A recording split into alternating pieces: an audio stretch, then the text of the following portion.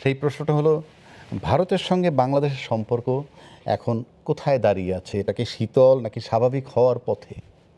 আমি ডিসপিউট থাকলে সামনাসামনি বসা যাবে না, বরং ডিসপিউট থাকলেই তো সামনাসামনি বসার প্রয়োজনটা বেশি পড়ে।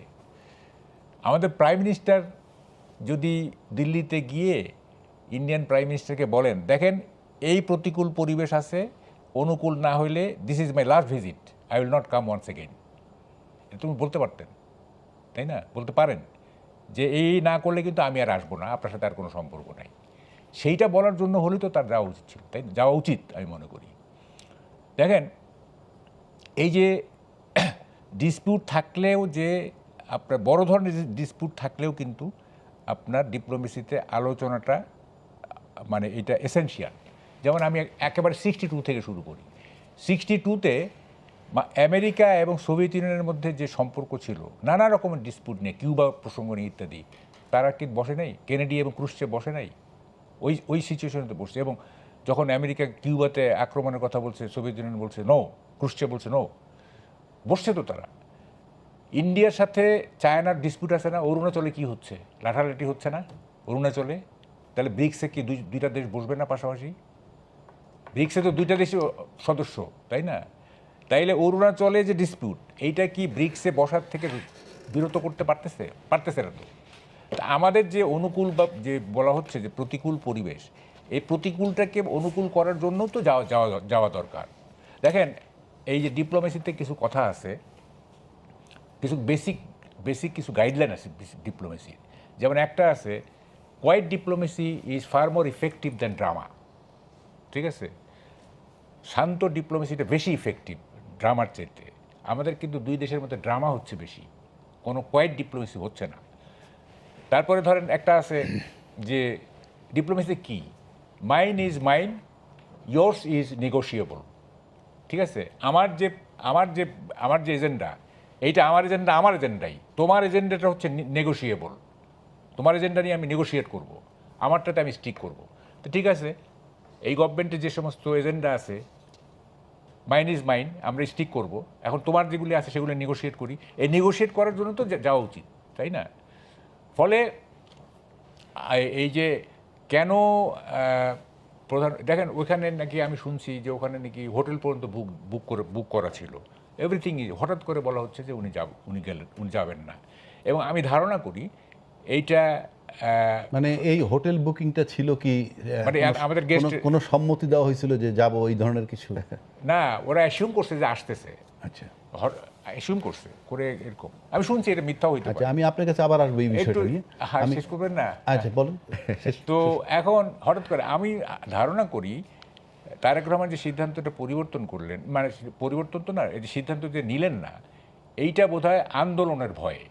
যেহেতু এনসিপি যে চিফ নাহিদ ইসলাম, উনি থ্রেট করছেন যে গেলে এই হবে সেই হবে, জামাতও চায় না। তাছাড়া এইখানে বাই অ্যান্ড লার্জ আমাদের দেশের মানুষ অ্যান্টি ইন্ডিয়ান সেন্টিমেন্টে। সুতরাং মানে এনসিপি এবং জামাত যদি আন্দোলন শুরু করে, অ্যান্টি ইন্ডিয়ান যারা আছে তারা এই আন্দোলনে যোগ দিবে, একটা বড় ধরনের সিচুয়েশন তৈরি হবে। হ্যাঁ, ফলে এই মূল কারণটা বোধহয় এইটা। তা না হলে উনি তো বুদ্ধিমান, তাই না? He is intelligent. তো উনি এই বুদ্ধিমান, কেন উনি যাবেন না? কারণ ওখানে তো যাওয়াটা খুবই প্রয়োজন। কারণ ইন্ডিয়ার সাথে তো আমাদের দ্বিপাক্ষিক অনেক ব্যাপার আছে। হ্যাঁ, দেওয়া নেওয়ার অনেক ব্যাপার আছে না? একটা সমমর্যাদার ভিত্তিতে কিভাবে তাদের কাছ থেকে আদায় করা যায়। হ্যাঁ, এইটার তো চেষ্টা তো থাকতে হবে। এই যে যেমন ধরুন ডিজেল না, এই যে আসামের যে রিফাইনারি, এটা আমাদের অতি কাছে। আমি আসবো আপনার কাছে, আমি আসবো। আমি মাহফুজুর রহমান মিলন, আপনাকে যেটা প্রশ্ন করতে চাই, মাহবুব কামাল যে কথাগুলো বলল যে ডিসপিউট থাকলেও আপনি যদি টকিং টার্ন বা সিটিং টুগেদার এগুলো যদি বন্ধ করে দেন, তাহলে সেটা আরও বেশি ত্বরান্বিত হতে পারে। ডিসপিউট থাকলেও বসা উচিত। পাশাপাশি আপনাকে যে প্রশ্নটা করব, এখন এই মুহূর্তে আমাদের প্রধানমন্ত্রীর তরফ থেকে বা রাষ্ট্রের তরফ থেকে যে বার্তাটা আমরা পাইলাম যে শেখ হাসিনাকে আগে ফেরত দিতে হবে, তারপরে যাওয়ার বিষয় চিন্তা করা। অর্থাৎ দুই দেশের মধ্যে সম্পর্কের সবচেয়ে বড় সমস্যা কি এই মুহূর্তে শেখ হাসিনা, নাকি বৃহত্তর কোনো কৌশলগত মত পার্থক্য? পাশাপাশি ডিসপিউট থাকলে বসা উচিত, যেটা আপনি কি বলবেন? জি, প্রথমতই আমি আসলে আমার সমালোচকের সাথে দ্বিমত পোষণ করছি আর কি। উনি যে কথাটা বলেছে যে মানে ওনার কথা শুনে মনে হচ্ছে যে ওনাকে ইচ্ছা করে উনি যেতে চাচ্ছে না, বা তাকে ঠেলা হচ্ছে উনি যাবে না, বা উনি বলেছে আর যাব না, বা আমি তার সাথে আড়ি নিয়েছি আর কথা বলবো না, বিষয়গুলো তো তা না। ভারত একটা প্রতিবেশী দেশ, অবশ্যই ভারতের সাথে আমাদের একটা সুসম্পর্ক থাকতে হবে। এখানে আমার সমালোচক যতগুলাই কথা বললো সব কিন্তু বোধহয় দিয়ে বলেছে আর কি, ঠিক আছে। সো আমার মনে হয় আসলে এক্স্যাক্ট তথ্য থাকলেই সেক্ষেত্রে বলা উচিত, তাছাড়া আমার মনে হয় বলা উচিত না। এখন এনসিপি জামাতের ভয়ে প্রধানমন্ত্রী যাবে না, এটা আসলে আমার কাছে হাস্যকর মনে হয়েছে আর কি। তো এখানে প্রতিটা দেশে যখন একটা দেশে ভিজিটে যাওয়া হয়, তখন এই ভিজিটে যাওয়ার সময় অনেক প্ল্যান থাকে। ওই প্ল্যানগুলো অনুযায়ী কিন্তু একটা দেশে আপনার ভিজিট করতে হয়। এটা তো আসলে যেন তেন পার্সন যাচ্ছেন, একটা দেশের প্রধানমন্ত্রী যাবে, ওই দেশের প্রধানমন্ত্রীও ফ্রি আছে কিনা সেটাও দেখতে হবে। সব কিছু অ্যাকোমোডেট করে কিন্তু একটা দেশে যাওয়া হয়। আবার দেখেন এখানে কিন্তু অবভিয়াসলি যেহেতু আমরা জানি যে বিগত সরকারের ফ্যাসিস্টের যে জনক ছিল আর কি, সেই এখন ইন্ডিয়াতে আছে, ভারতে আছে, সেটাও একটা অবশ্যই ইস্যু। এটা তো একটা সাধারণ সেন্টিমেন্ট, এটা তো শুধু প্রধানমন্ত্রীর সেন্টিমেন্ট না, এটা সাধারণ মানুষের সেন্টিমেন্ট। দেখেন 2013 সালে কিন্তু আপনার বন্দি প্রত্যাবর্তন চুক্তি হয়েছিল ভারতের সাথে, এবং এই শেখ হাসিনা কিন্তু ওই সময় এই প্রত্যাবর্তন চুক্তি করেছিল। তো এই প্রত্যাবর্তন চুক্তির কিছু ব্যাপার আছে। আমরা জানি যে হাদির হত্যাকাণ্ড হয়েছিল, সেই হাদির হত্যাকাণ্ডের যে অভিযুক্ত ঘাতক, তাকেও ওখানে ধরা হয়েছে। তো বেশ কিছু ইস্যু কিন্তু অ্যারাইজ করেছে আর কি। সো এই দেশে দুইটা দেশের পলিটিক্যাল বর্তমান অবস্থা, দুইটা দেশের প্রধানমন্ত্রীর অ্যাভেলেবিলিটি এবং একটা এক্স্যাক্ট সময়, সব কিছু ভেবে কিন্তু একটা দেশে যেতে হবে। আবার দেখেন প্রধানমন্ত্রী যে বসে আছে অন্য দেশের সাথে যে সম্পর্ক করার চেষ্টা করছে না, তাও তো না। প্রধানমন্ত্রী আমরা দেখেছি মালয়েশিয়া গেছে জুনে, আপনার হচ্ছে চীনে গেছে, উনি তো বলেনি, বা কেউ তো বলেনি যে আমরা ভারতে যাবই না। না না, একটা খুব ইন্টারেস্টিং জায়গায় আপনি আসছেন। জি। আমি একটা বিরতি নিয়ে আসবো আপনার কাছেই, আবার আসবো। জি। একটা প্রশ্ন রেখে যাচ্ছি আপনার কাছে, যে প্রসঙ্গটা আসলেন, ভারত মানে চীনের সঙ্গে সম্পর্ক বাড়লে ভারত উদ্বিগ্ন হয় কিনা, 1 নম্বর। 2 নম্বর, বাংলাদেশ কি ভারত ও চীনের মধ্যে ভারসাম্য রাখতে পারছে কিনা, এই প্রশ্নের উত্তর আপনার কাছ থেকে নিব বিরতি থেকে ফিরে জি, এসে। ধন্যবাদ। দর্শক, নিচ্ছি ছোট্ট একটা বিরতি, সঙ্গে থাকুন।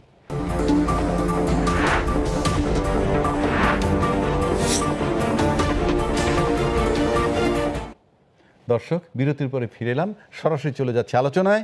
মাহফুজুর রহমান মিলন, জি।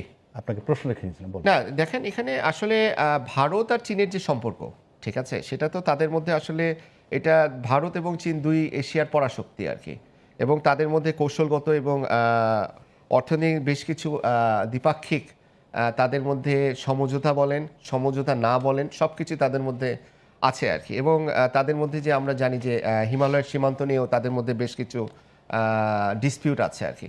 তো এইটার মধ্যে বাংলাদেশ আসলে এমন একটা জায়গায় আছে, অবভিয়াসলি ভারত একদম প্রতিবেশী, চীনে গেছে, চীনের সাথে বাংলাদেশ গেছে, তার মানেই যে ভারতের সাথে সম্পর্ক খারাপ হয়ে যাবে, আমি এটা মনে করি না। আবার ভারতের সাথে গেলে যে চীনের সম্পর্ক খারাপ হয়ে যাবে, আমিও এটা মনে করি না। আমার মতে যে আমার দেশ বাংলাদেশ, আমার এই বাংলাদেশের সকল দেশের সাথে একটা ভালো সম্পর্ক থাকতে হবে। দেখেন এখানে ইন্ডিয়ার সাথে ভালো সম্পর্কটা থাকাটাও কিন্তু জরুরি। একদম যে আমি ইন্ডিয়ার সাথে কথা বলবো না, এটাও কিন্তু আসলে কখনোই কাম্য না, বা এটা কেউ চায়ও না, এবং আমাদের দেশে সরকারও এটা চায় না বলে আমি মনে করি আর কি। কারণ এখানে আমাদের বর্ডারে কিন্তু ভারতের অনেকাংশ আছে আর কি।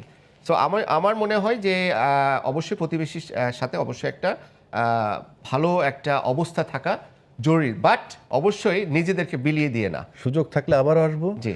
মাহবুব ভাই, আপনাকে হ্যাঁ, বলছি, বলি আমি 2 মিনিটে আপনি। একটু বলি। আপনি বোধহয় এটা জানেন না যে আপনি বললেন না যে এইটা তো প্রস্তুতির ব্যাপার আছে। ফরেন মিনিস্ট্রি অনেকগুলি সেগমেন্টে প্রস্তুতি রেডি করা ছিল, নদীর পানি থেকে শুরু করে সব। আপনি এই ইনফরমেশনটা আপনার জানা নেই, প্রস্তুতি ছিল। 2 নম্বর কথা হচ্ছে, আপনি বললেন যে আমি কি ওইটা যদি বা বোধ হয়। দেখেন আপনি তো বারেট ল করছেন, ইংল্যান্ডে ছিলেন। আমাদের দেশে যদি বলে যে 100% যাবই, এইটা 50% ধরতে হয়।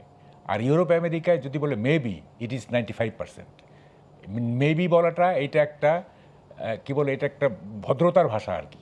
হ্যাঁ, মেবি বললে, ওরা যদি মেবি বলে হ্যাঁ আমি যাবো, এটা মেবি যাবো, তার মানে হ্যাঁ মেবি বললে বুঝতে হবে এটা 95%, ঠিক আছে। তা আমি ওইভাবেই মেবি বলছি। আচ্ছা, আপনি মিস না, আমি খালি ওই এনসিপি জামাতের কারণে যাচ্ছেন, এটার সাথে কমপ্লিটলি ডিসএগ্রি করছি আর কি। এটা আপনার পেপার রেডি করা আছে, জি। পেপার রেডি করা আছে, এভরিথিং তারপরেও যাই প্রোগ্রাম হোক, শিডিউল স্কেজুয়াল চেঞ্জ হতেই পারে। আচ্ছা যাই হোক, আর প্রথম কথা আমার ওই পয়েন্টটা তো আপনি রেফুট করলেন না। একেবারেই সময় কম। ওইটা রেফুট করলেন না, কিন্তু আমি বলছি যে ডিসপিউট থাকলে কেন যাওয়া যাবে না। না যাবে না তো বলেনি, যাবে না না না, এই তো মুহূর্ত বলেনি। পর্যন্ত, রাইট এট দিস মোমেন্ট বলবে যাবে না হ্যাঁ, তো গেলে তো বলেনি। ভালো, এবং যেতে হবে। দেখেন না সামনে কি হয়, যেতে দেখেন না। হবে, যাবে কি না, অবশ্যই যাবে, যেতে যাবে হবে। না কেন? ফলে এটা কি, যেমন ধরুন ত্রিদেবী দেখেন, ত্রিদেবী বলতেছে যে আমরা তাকে উষ্ণ অভ্যর্থনা দেওয়ার জন্য রেডি হয়ে আছি, ঠিক আছে? ওরা তো চাচ্ছে, তাই না? ওরা তো সম্পর্ক স্বাভাবিক করতে চাচ্ছে, তা আমরা কেন রেসপন্ড করতেছি না, তাই না? শেখ হাসিনার ব্যাপার বা ওই যে হাদির আসামি, ওখানে গিয়ে আলোচনা হবে এটা, যে আপনারা কেন পাঠাচ্ছেন না, কেন প্রত্যর্পণ চুক্তি আপনারা বাস্তবায়ন করতেছেন না। আপনাদের দুজনের আলোচনা অত্যন্ত প্রাণবন্ত এবং আমি বিশ্বাস করি কামাল ভাই যেমন বলছে যাওয়া উচিত ডিসপিউট থাকলে, জি। মিলনও বলছে যে হ্যাঁ যাবে না কেন। তো যাই যাবে হোক, আর কি। আমরা চাই যে ভারত বাংলাদেশের সম্পর্কটা স্বাভাবিক জায়গায় ফিরে আসুক, পাশাপাশি চীনের সাথে আমাদের সম্পর্ক ভালো থাকুক। অবশ্যই। আমাদের অনেক সমস্যা আলোচনা করেছি, আমাদের অর্থনীতি কীভাবে শক্তিশালী হবে, আইন শৃঙ্খলা পরিস্থিতি কীভাবে শক্তিশালী হবে, এবং মব কীভাবে রিমুভ করব, আন্তর্জাতিক অঙ্গনে আমেরিকার সাথে আমাদের সম্পর্ক কেমন হবে। এই সব কিছু তো শুধুমাত্র রাজনৈতিক দলের একার হাতে না, আমরা যারা আলোচনা করি, সুশীল সমাজ যারা, সবারই এখানে রোল আছে। তো আপনাদের দুজনকেই অত্যন্ত প্রাণবন্ত আলোচনার জন্য ধন্যবাদ জানাচ্ছি। আমরা একেবারেই শেষ, আমরা আপনার কাছে থেকে বিদায় নিচ্ছি। দর্শক, আপনাদের কাছ থেকেও বিদায় নিতে চাই। বিদায়ের আগে একটা জিনিস বলতে চাই যে আমাদের যে অনুষ্ঠান এটা আগামী ভিডিও, ঠিক আছে, বিয়েতেও বা যে কোনো জায়গায়, তো আমরা ক্রিটিক্যাল ভিউজ দেওয়া শুরু করব। হ্যাঁ, দেখেন গ্রাফটা আমরা দেখব। আমি কি প্রথম রাউন্ডে বললাম যে তাল গাছের আগায় উঠতে গেলে কোনো শর্টকাট রাস্তা নাই, ওকে ফাইন, কোনো শর্টকাট নাই। কিন্তু ব্যাপারটা যদি এরকম হয় যে তৈলাক্ত বাসে আপনার বানরের বেয়ে উঠা যদি হয়, মানে 2 ফুট উঠে আবার যদি 1 ফুট নেমে যায়, অথবা 2 ফুট উঠে তৈলাক্ত বাস যেহেতু নেমে যায়, তাইলে কিন্তু ডেস্টিনেশনে যাওয়া কঠিন হয়ে যাবে। এবং দেখেন এই যে কেন বলতেছি কথাগুলো, গ্রাফটার কথা কেন বলতেছি, গ্রাফটা কিন্তু নিম্নগামী, গ্রাফটা ঊর্ধ্বগামী না। গ্রাফটা যদি ঊর্ধ্বগামী হইতো তাইলে I won't mind, okay fine, gradually হচ্ছে না। এখন কি গ্র্যাজুয়ালি ডাউনওয়ার্ড না গ্র্যাজুয়ালি আপওয়ার্ড, সেটা আমরা দেখি। যেমন ধরেন মব, না মব, আপনার স্বরাষ্ট্রমন্ত্রী একদম প্রথম দিকে বললেন no mob, no more mob, okay. অথচ আপনি সমাজের দিকে তাকালে দেখবেন, দেখেন একটা জিনিস, আমাদের মন্ত্রীদের মুখের কথা এক, আর মাঠের বাস্তবতা কিন্তু আর এক। আপনি যদি মাঠের দিকে তাকান দেখবেন ইউনূস আমলের চাইতে মব কমে নাই, ঠিক আছে। একদম লেটেস্ট 2টা ঘটনা বলি আপনাকে। কিশোরগঞ্জে আপনার একটা কনসার্টের আয়োজন করা হয়েছিল, এবং আপনার যে মানে ইসলামিস্টরা বা অথবা জেহাদিরা তারা ডিসিকে কমপ্লেন করার পরে এই কনসার্ট বন্ধ করে দেওয়া হয়েছে। আপনি কি শুনতেছেন? খুবই কিন্তু একটা বার্নিং কোশ্চেন। কনসার্ট বন্ধ করে দেওয়া হয়েছে থ্রেট করার পরে। আই এম শিওর, মানে এই খবর যদি জাইমা রহমান জানেন তাহলে তার বাবার প্রতি তার অভিমান হবে, কারণ she is westernised girl lady. Concert বন্ধ করে দেওয়া হয়েছে। ব্রাহ্মণবাড়িয়াতে আপনার পুলিশের অনুষ্ঠান, সেইখানে আপনার মব হয়েছে, পরে অবশ্য পুলিশ তাদেরকে ইয়ে করছে, বুঝেন, পুলিশের অনুষ্ঠানে মব হয়েছে, কারণ ওখানে গান হচ্ছিল, ঠিক আছে। আপনার এই কি বলে যে কত ঘটনা, ফেসবুক খুললে আপনি কোনো না কোনো একটা মন খারাপ করা মব বা মন খারাপ করা দৃশ্য দেখতে পারবেন, ফেসবুক খুললেই। মানে একাধিক পাবেন, ইফ নট মানে 2-3টা পাবেন। পুলিশের অনুষ্ঠানে যদি মব হয়, হ্যাঁ, সেই মব তো সাধারণ কোনো লোকে করে না, কারা করে? হ্যাঁ, যেই করুক, আপনি ওইটা তো তাদের গানের অনুষ্ঠানে গিয়ে ওরা মব করছে, এবং পুলিশ অবশ্য পরে কি বলে স্ট্রাইক ব্যাক করছে, সেটা সে অবশ্য করছে সেটা। এবং দেখেন ধর্ষণের মামলা করছে বলে তার বাবাকে খুন করে কুপিয়ে মেরে ফেলা হয়েছে। 15 বছরের কিশোরকে মেরে শহীদ মিনারে ঝুলিয়ে রাখা হয়েছে। ইউনোর পদত্যাগের দাবিতে ইউনো অফিসে মব হয়েছে, আদালতে মব হয়েছে, আদালতে বোমা ফাটছে। কি কারণ? হয় জামিন প্রত্যাখ্যান করছে অথবা জামিন দিছে। আই এম নট শিওর কোনটা হয়েছে, দুইটার একটা হবে। তো এখন এই যে মব চলতেছে না, যদি এমন হইতো যে আগের তুলনায় রেশিওতে আপনার মবের পরিমাণ কমতেছে ধীরে, তাহলে আমরা বুঝতাম যে আচ্ছা ঠিক আছে, ধীরে ধীরে ধীরে ধীরে ওই যে উৎপাদনের ক্রমহ্রাসমান বিধি আছে যেটা, যে ধীরে ধীরে ধীরে ধীরে কমতে থাকে, এটা আমরা মানতাম। কিন্তু আমরা তো দেখছি এটা বাড়তেছে। তো ফলে এইখানে মানে 6 months is too early two comment বলার কোনো সুযোগ নাই, ঠিক আছে, যেহেতু গ্রাফ নিম্নমুখী। তো এখন কি কারণে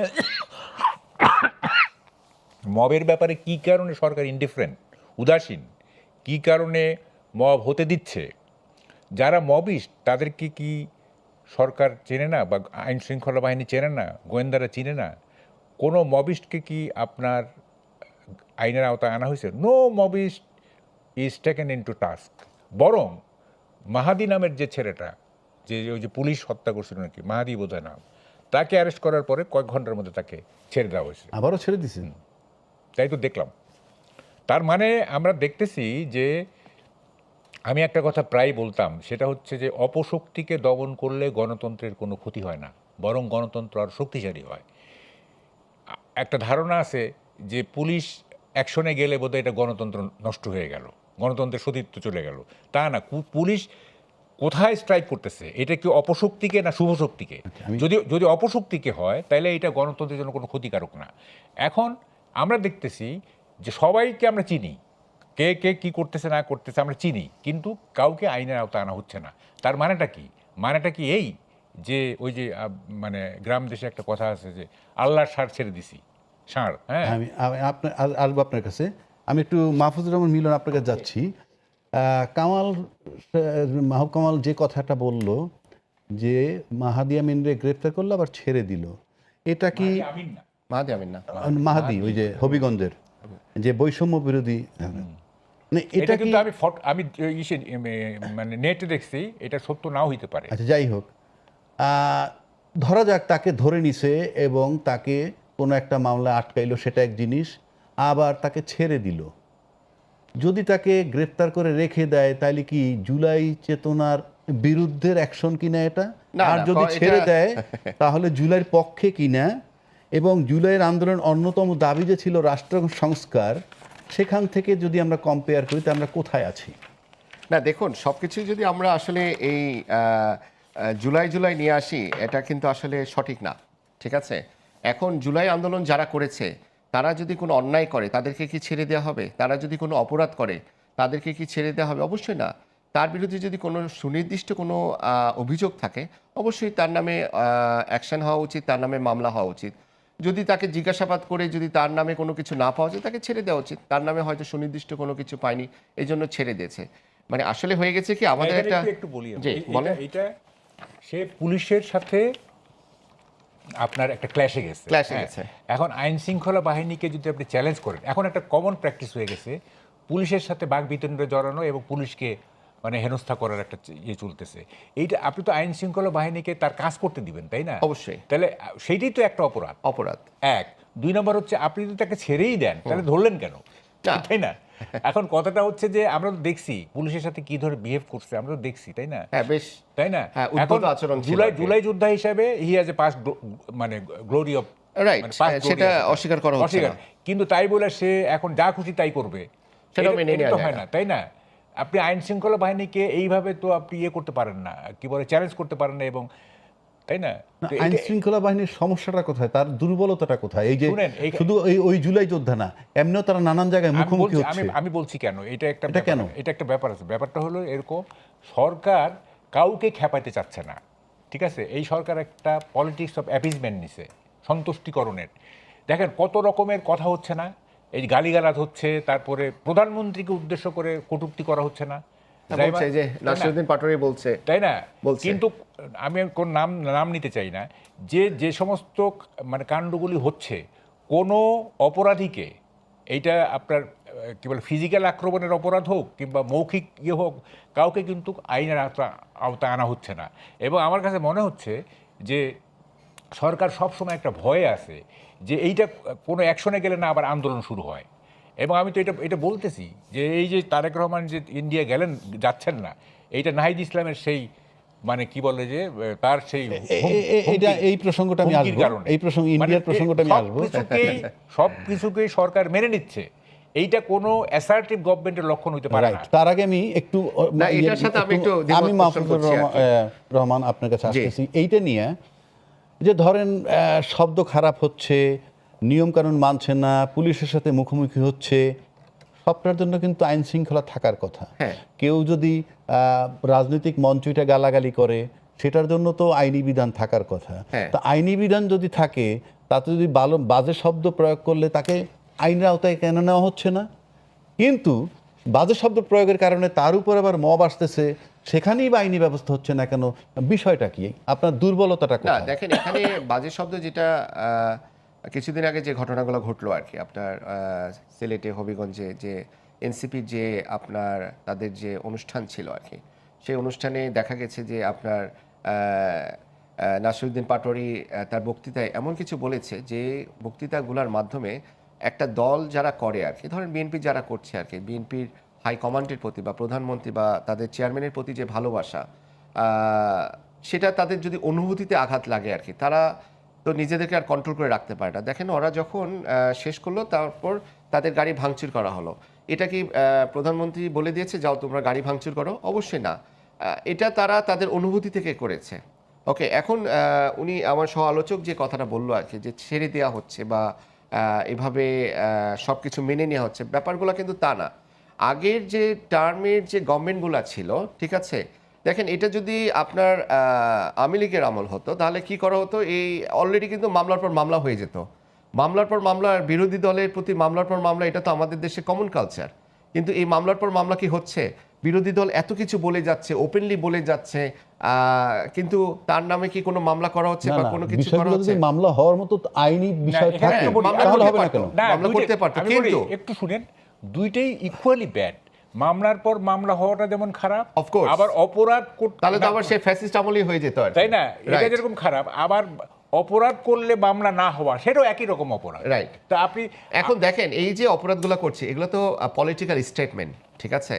এখন এই পলিটিক্যাল তাহলে স্টেটমেন্ট অপরাধ না, political statement। অপরাধ যদি পার্সোনালি এভাবে যদি শব্দচয়ন যদি খারাপ করা হয়, ওকে, তাহলে তো আসলে এটা মানহানির মামলাও হতে পারে আর কি, তাই না? কিন্তু আসলে দেখেন, যে দেশের প্রধানমন্ত্রী এতটা সোভার, এত সুন্দর করে কথা বলে, এতটা জেন্টেল, উনি কিন্তু এই কথাগুলো নিয়ে যদি রিয়্যাক্ট করতো আর কি, আমার মনে হয় রাজনীতিতে আরও বিশৃঙ্খলা দেখা দিতে আগের সিনারিও শুরু হতো। তো উনি আসলে উনার সহিষ্ণুতার এটা হচ্ছে প্রকাশ আর কি, আমি বলবো আর কি। প্রধানমন্ত্রী হ্যাঁ, এটা Right. আমি আই ডু এডমিট যে প্রধানমন্ত্রী ধৈর্যশীল, সবই ঠিক আছে। Right. কিন্তু আপনার কাছে যেটা আমি জানতে চাই, এই যে বাজে শব্দ প্রয়োগ, হিলদি ওয়ার্ড যাকে বলে আইনের